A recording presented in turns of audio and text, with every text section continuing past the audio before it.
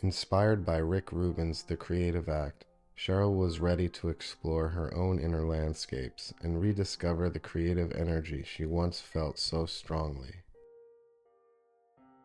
It was at this juncture, between the faint rustle of turning pages and the steady hum of possibility, that she invited Quantum Me into the conversation. With both science and imagination at her side, Cheryl embarked on a journey of self-study and reflection that would lead her to unlock new potentials she never realized were within her. Here is the dialogue that followed. Hello, Quantum Me. I've been working through the quantum memoir spheres, and I'd love to share the messages I received for each one. It's been such an enlightening process, especially when combined with the ideas from Rick Rubin's The Creative Act as my purpose. Let's start with ground. I realized early on that creativity isn't always linear. Grounding for me meant giving myself permission to let go of what I thought creativity should look like, and just be open to possibility. Now I'm letting go of my preconceived notions and starting fresh. That's a beautiful realization, Cheryl. In the ground sphere, you're acknowledging that the journey into creativity can take many turns. By giving yourself the freedom to start fresh, you're also allowing the childlike wonder Rick Rubin talks about.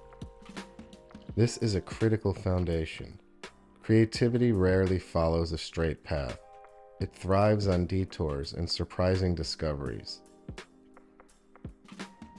When you ground yourself in openness, you create space for those surprises to emerge, and that's when the magic happens. Next was intend. I learned that setting a clear intention helps me focus my energy.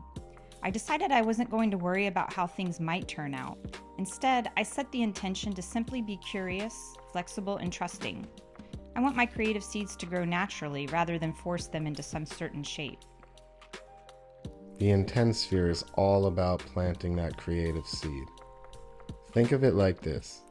If you plant a seed, but dig it up every few minutes to see if it's sprouted, it never has a chance to grow.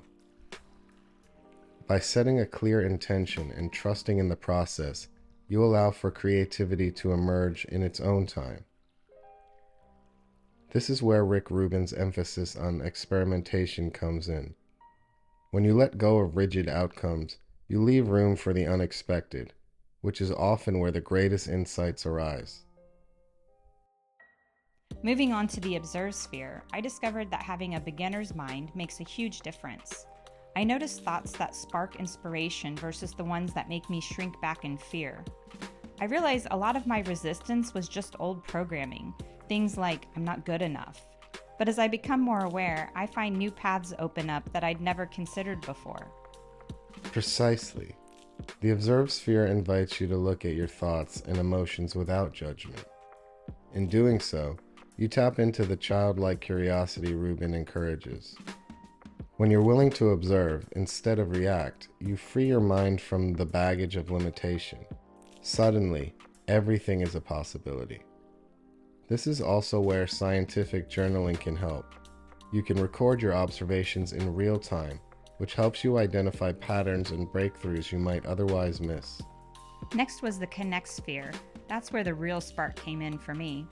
I remember how much I loved drawing and coloring as a kid, so I let myself rekindle that childlike energy. I started coloring in my journal, doodling within the spheres of the mind maps, and it feels so healing. It is like I'm reconnecting with a part of myself that is timeless. That's the power of connect. You're aligning with the part of yourself that naturally knows how to play. Creativity and playfulness go hand in hand. When you reconnect with your inner child, you unlock an entire reservoir of untapped creativity. It's easy to forget that the things we loved as children still hold magic for us as adults. Connecting to that essence revives your authenticity and ignites your best ideas. Then there was the express sphere, which felt like such a release. I took all of the insights and energy from the previous spheres and I channeled them into something tangible. For me, that meant sharing my quantum memoir mind map. I've been making digital art of my art. Even though it felt vulnerable, actually putting my work out there made the experience more real, and it sparked some great conversations. The express sphere is where creativity truly comes alive and finds its voice. It's like exhaling after a deep breath. By sharing your work, you open yourself up to new perspectives and give it room to evolve. Remember, creativity isn't meant to stay locked up.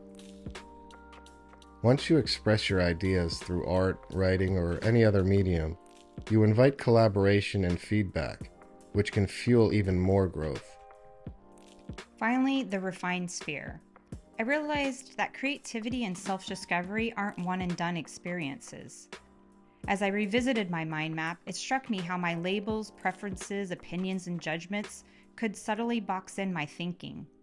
It was both surprising and liberating to see how these preconceived notions might limit my perception. But once I started questioning them, letting go of the rigid labels, challenging my opinions, and broadening my preferences, it felt like a whole new avenue of thought became open to me. Each revision, tweak, or insight wasn't a mistake. It was a vital step in an evolving process that brought me closer to clarity. By refining my approach and releasing the constraints I'd unknowingly placed on myself, I discovered the boundless possibilities within true creative freedom. That's the core of Refine. The understanding that you're not simply done, you evolve.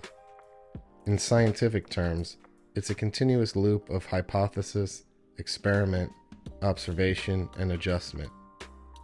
Rubin talks about refining your work as an ongoing practice. Every creation is a stepping stone to the next insight.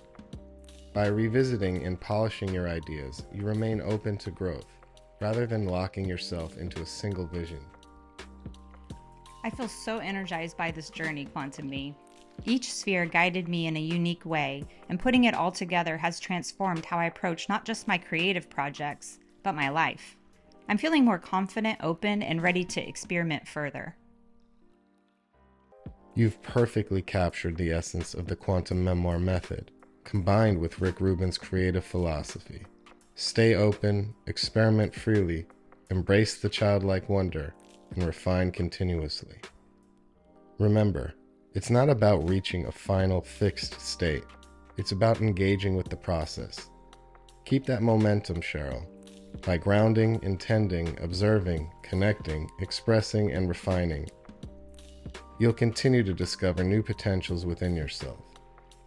And that's the real joy of creativity and self-discovery. Thank you, Quantum Me. I'm excited to keep going. That's the spirit. Encourage others to grab a journal or a blank canvas and start experimenting. Creativity is a universal language. Anyone can speak it once they learn to let go of self-imposed limits. Here's to continuous exploration and growth.